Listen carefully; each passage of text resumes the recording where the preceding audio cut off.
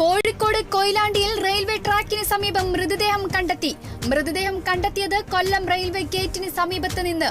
ദുർഗന്ധത്തെ തുടർന്ന് നാട്ടുകാർ നടത്തിയ പരിശോധനയിലാണ് 3 ദിവസത്തോളം പഴക്കമുള്ള മൃതദേഹം കണ്ടെത്തിയത്. പോലീസ് സ്ഥലത്തെത്തി അന്വേഷണം ആരംഭിച്ചു. തിരുവനന്തപുരത്തെ വിവിധ പ്രദേശങ്ങളിൽ ആനയിറങ്ങി കൃഷി നശിപ്പിക്കുന്നതായി പരാതി. ആന കൃഷി നശിപ്പിക്കുന്നത് പാലോട്, മങ്കയം, വെങ്കട്ട, ആഴ്ചക്കോണം എന്നിവിടങ്ങളിൽ.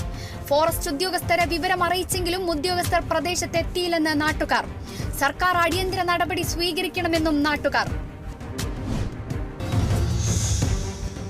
മലപ്പുറത്ത് നീന്തൽ പരിശീലനത്തിനിടെ അപകടത്തിൽപ്പെട്ട് ചികിത്സയിലായിരുന്ന 4 വയസ്സുകാരൻ മരിച്ചത് കോട്ടക്കൽ സ്വദേശി ധ്യാൻ നാരായണൻ. രക്ഷിതാക്കൾ നീന്തൽ പഠിപ്പിക്കുന്നതിനിടെ കുട്ടി മുങ്ങിപ്പോവുകയായിരുന്നു.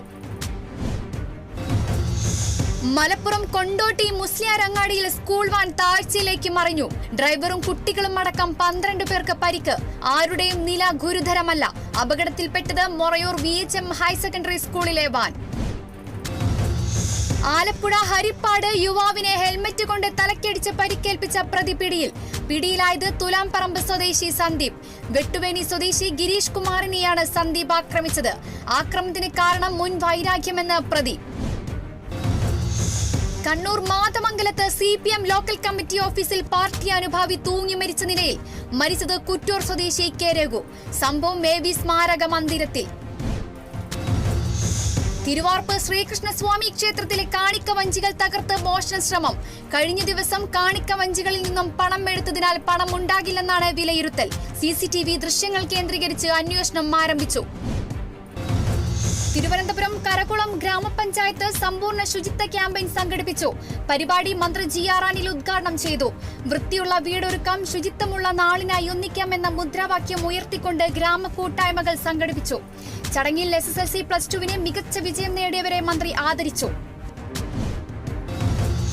സൗദി അറേബ്യയിലെ മഹായിലിൽ പിക്കപ്പും വാട്ടർ ടാങ്കറും കൂട്ടിയിടിച്ച് 5 മരണം.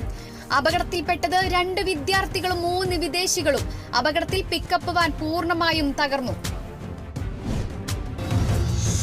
മുംബൈ ചേംബൂരിൽ ഗ്യാസ് സിലിണ്ടർ പൊട്ടിത്തെറിച്ച് 10 പേർക്ക് പരിക്ക്. പരിക്കേറ്റവരെ സ്വകാര്യ ആശുപത്രിയിൽ പ്രവേശിപ്പിച്ചു.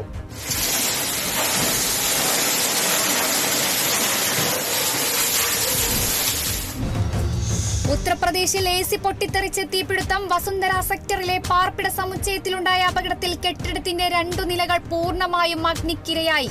അപകട കാരണം AC അമിതമായി പ്രവർത്തിച്ചതെന്ന് ഫയർഫോഴ്സ്.